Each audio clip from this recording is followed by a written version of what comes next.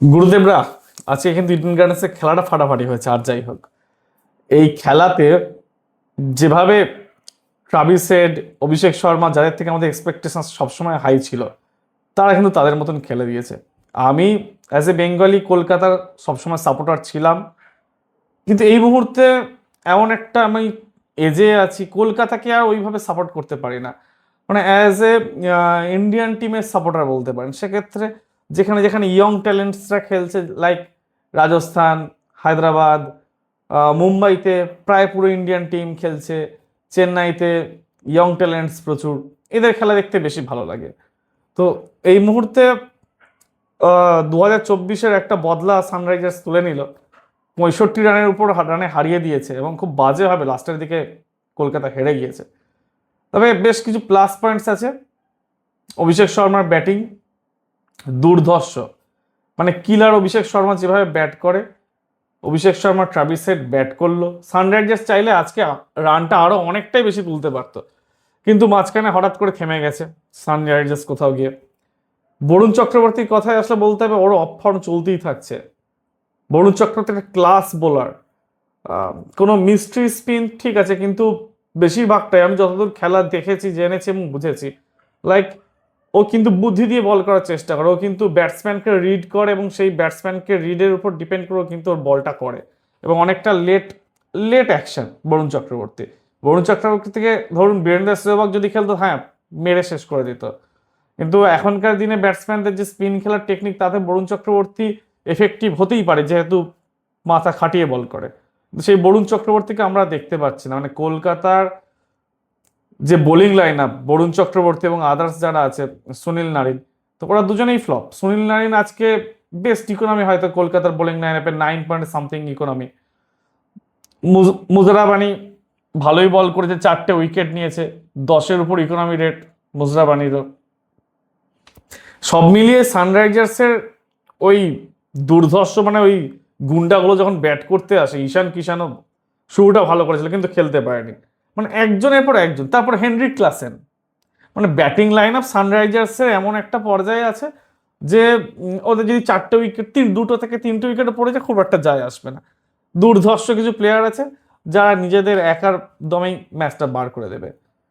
Nitish Kumar Reddy Indian টিমে বারবার chance পাচ্ছে, ফিরে যাচ্ছে, পারফরমেন্স মিড লো হাই বিভিন্ন রকমের গ্রাফটা উঁচু নিচু হচ্ছে। তো আজকেও খুব ভালো খেলেছে, দুর্ধর্ষ খেলেছে। ওই খেলাটা নীতিশ কুমার রেড্ডি আর হেনরিক ক্লাসেন না করলে হয়তো 200টা হয়তো ক্রস নাও করতে পারতো, কারণ মাঝখানে এমন একটা সময় এসেছিল সানরাইজার্স রানটা খুব একটা বেশি এগোচ্ছিল না। তারপরে কেকেআর, এত বাজে ফিল্ডিং করার পরেও সানরাইজার্স, মানে কেকেআর কিছুই করতে পারেনি। কেকেআর যে খুব বেশি কিছু করবে আমি এক্সপেক্টও করছিলাম না। সেইফারটা, মানে ফিন অ্যালেনের উপর আমার বেশি ভরসা ছিল, সেইফার তো খেলছে না। তো ফিন অ্যালেন, মানে শুরুটা কি বলবো, বোম্বাস্টিক বলা যেতে পারে, যা খুশি তাই বলতে পারেন, মানে আপনার ভাষা যেটা আসে সেটাই বলে দিতে পারেন। সেইভাবেই খেলেছে, জাস্টিফাই করেছে নিজের খেলাটাকে। অজিঙ্ক্য রাহানের ব্যাটে বলে হচ্ছিল না, মনে হচ্ছিল মানে অনেক চেষ্টা করছে, কিন্তু ব্যাটে বলে টাইমিং হচ্ছে না, প্রচুর মিস হিট করেছে এবং ক্যাচ আউট হয়ে গিয়েছে। মানে ক্যাচ আউট না, সরি, রান আউট হয়ে গেল, এবং প্রথম দিকে 3টে রান আউট। সেক্ষেত্রে কট অ্যান্ড বোল্ড ফিন অ্যালেনের অত তাড়াতাড়ি হয়ে যাওয়াটা একটা ম্যাচের টার্নিং পয়েন্ট ছিল। 6 ওভারের মাথায় রিঙ্কু সিং চলে আসলো। হ্যাঁ, আমরা সবসময় বলতাম রিঙ্কু সিংয়ের ট্যালেন্টটা জাস্টিফাই হচ্ছে না। ঠিক আছে, রিঙ্কু সিং এর কাছে কিন্তু এর আগেও একটা দুটো ম্যাচে গোল্ডেন অপরচুনিটি এসেছিল, আজকেও একটা গোল্ডেন অপরচুনিটি ছিল যে ম্যাচটাকে জিততে নাই পারে, ম্যাচ সবসময় জিতবে, যে ফাইট দেখানো, সেটা কিন্তু আমরা রিঙ্কু সিং এর কাছ থেকে, মানে অ্যাটলিস্ট আমি অন্তত রিঙ্কু সিং এর কাছ থেকে সেটা পাইনি। প্রথম দিকে এভারেজ খেলছিল, 10 থেকে 12টা রান হয়ে যাওয়ার পর শটগুলো ব্যাটে ঠিকঠাক লাগছিল, কিন্তু তারপরও রিঙ্কু সিং আর সেভাবে খেলতে পারলো না, এবং পরপর কেকেআর এর উইকেটগুলো পড়তে থাকলো।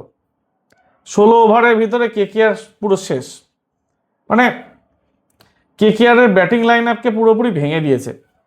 ঈশান কিষানের ক্রেডিটটাকে আমি কোনোভাবেই ছোট করব না। ঈশান কিষান যেভাবে ক্যাপ্টেন্সি করলো, এবং কেকেআর একটা সময় ছিল 10 ওভারে 120 রান চেজ খুব সুন্দরভাবে নিয়ে যাচ্ছিল, সেখানটায় রঘুবংশীর রান আউট হয়ে যাওয়াটা, রিঙ্কু সিং এর, মানে মিসআন্ডারস্ট্যান্ডিং। মানে কলকাতার টিমটা এবছর মানে ছন্ন ছাড়া লাগছে, খুবই একটা ভালো টিম, জমাট টিম লাগছে না। কলকাতার থেকে আমি এবছর বেশি কিছু এক্সপেক্টও করছি না। কলকাতার কোনোবারই সেরকম সুপারস্টার টিম থাকে না, তারপরেও কলকাতার এই বছর খুব একটা এক্সপেকটেশন রাখছি না। তো সানরাইজার্স হায়দ্রাবাদ দুর্ধর্ষ একটা ম্যাচ খেলেছে এবং নিজেদের জন্য জিতটা বার করে নিয়ে এসছে এবং ওয়েল ডিজার্ভিং উইন সানরাইজার্সের জন্য। তো এইরকম ধরনের ভিডিও আমি তো আপনাদের কাছে নিয়ে আসছি, খুব বেশি ভিউজ হচ্ছে না আমার ভিডিওতে। দেখবেন যারা দেখছেন একটা দুটো করে যদি আপনারা শেয়ার করে দেন আমার ভিডিও, যদি ভালো লেগে থাকে তবেই শেয়ার করবেন। তো তার থেকে যদি কিছু ইনফরমেশন পায়, পাড়ার মাঠে চায়ের থেকে আমার ভিডিও দেখে যদি দু একটা যদি ইনপুটস পান গল্প করার জন্য, তাহলে ভিডিওটা একবার শেয়ার করে দিন না। দেখা যাক কি হয়, আপনাদের কতটা আমি কাজে লাগতে পারি। থ্যাংক ইউ আমার এই বকওয়াস শোনার জন্য, আমার সব কিছু শোনার জন্য। আর যারা যারা ভিডিও দেখছো, সাপোর্ট করছো, তাদেরকে আমার থেকে স্যালুট। আমি আর কি বলবো, ভিডিওটা বানাই নিজে ভালোবেসে, নিজে খেলা দেখতে ভালোবাসি, পলিটিক্স ভালোবাসি, জিও পলিটিক্স ভালোবাসি, তার উপরে বিভিন্ন ভিডিও আমরা বানিয়েও থাকি।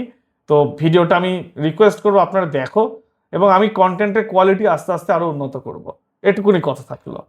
Thank you for watching my video.